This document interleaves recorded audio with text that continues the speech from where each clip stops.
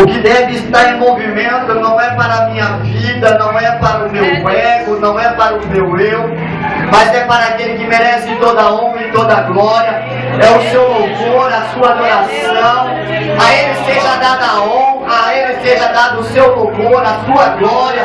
Se há alguém que merece glorificação aqui é Ele. E hoje nesse término de campanha, aonde o Espírito Santo, a pessoa bendita, doce e meiga do Espírito Santo de Deus, está aqui também esperando a sua adoração. Aleluia. Atos dos Apóstolos, capítulo 9 e versículo 15. Estava conversando esses dias com o Natan pelo Face, né, Natan? E ele perguntou para mim: irmão André, qual é a sua próxima mensagem? E eu vou dar o tema daqui a pouco, Natan. O Natan sabe qual que é o tema.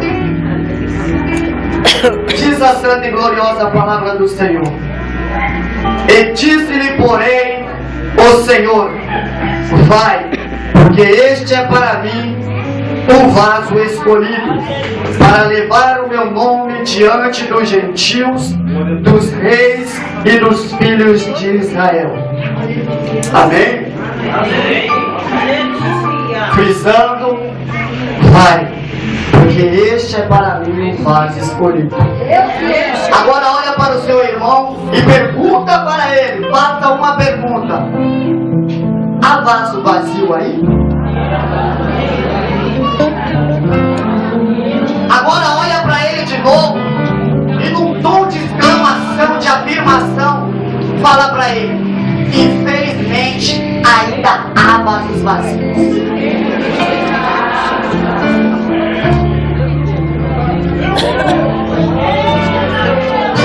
Irmãos, quando Deus me deu essa mensagem, eu falei para o Leomar, e agora que eu prego?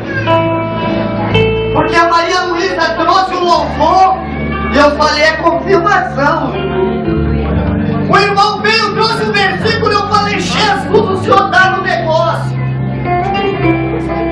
O pastor Ramos entrou na mensagem e depois saiu. Eu falei: Jesus, ainda bem que ele não pregou, senão eu estava sem mensagem. Como o Leomar falou, no segundo dia da campanha está ficando difícil pregar no Paronamento.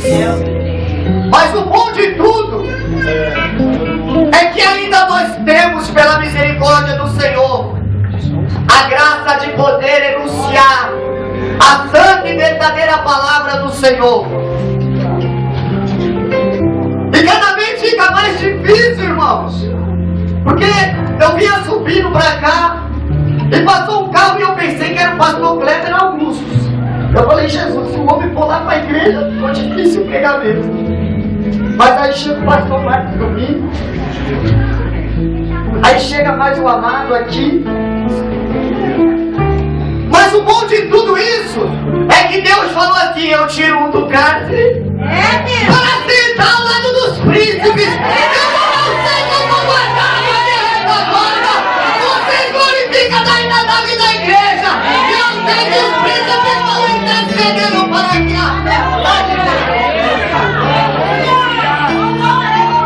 e para começar, eu quero já adentrar nessa mensagem da seguinte maneira: o vaso, quando ele é escolhido, na sua matéria-prima ele é barro.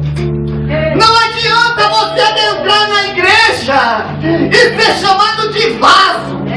A primeira coisa que eu quero trazer ao seu coração é que quando você entra, aceita Jesus, você é barro na mão do oleiro. Ei, é necessário descer, é necessário descer para que o barro pegue o molde do Senhor. É necessário descer para ter intimidade com o Senhor. O barro ainda informe, ele passa por um processo. Ele tem que ser peneirado para tirar todos os vestígios do mal. Ei, Jeová tem tratado com você da maneira que tem tratado, para tirar todos os vestígios do mal da sua vida. Porque senão o vaso não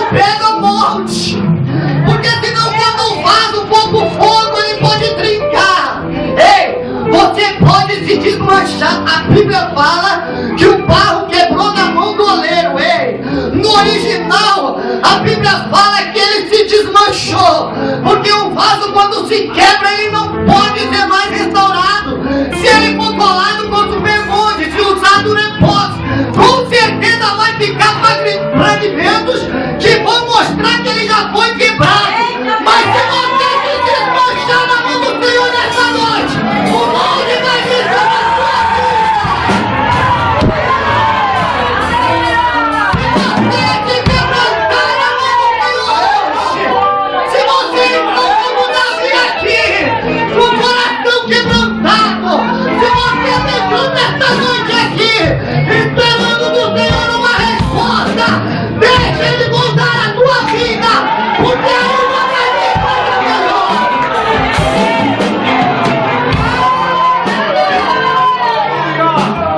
Tem coisa ainda melhor. É só o começo da mensagem. O meu pastor olhou pra mim e falou: irmão, não bate no povo, o profeta não bate.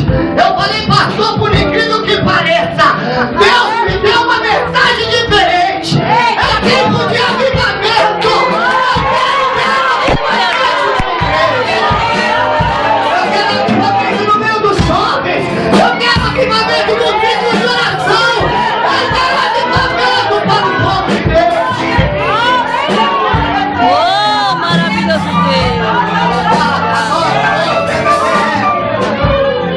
Eu quero avivamento. Abacuque falou: Senhor, aviva a tua obra no meio dos anos. No meio dos anos a notifica. Na tua ira, porque o meu vaso está se desmanchando na tua mão para pegar forma. Lembra da tua misericórdia.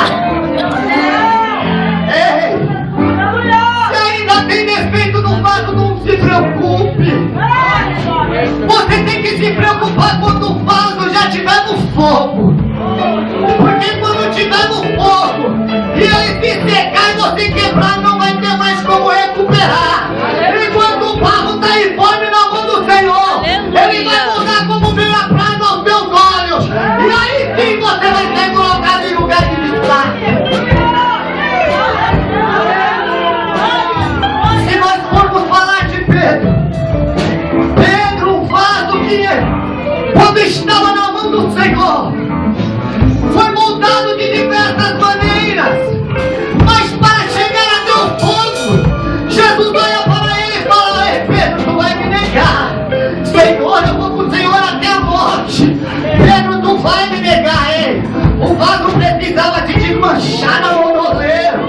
Quando ele se depara com a situação, a Bíblia me diz que o olho dele cruzou com o olhar do Senhor, e ele já havia negado pela terceira vez, e ele saiu chorando, com o coração quebrantado, e aí ele foi pro fogo, porque tinha uma promessa: ei, sobre esta pedra edificarei a minha igreja, e a chave do reino do céu está em tuas mãos.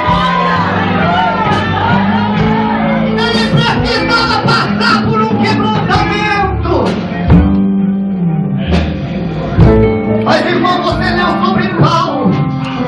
O interessante de Paulo nesse versículo é que ele foi chamado para um propósito.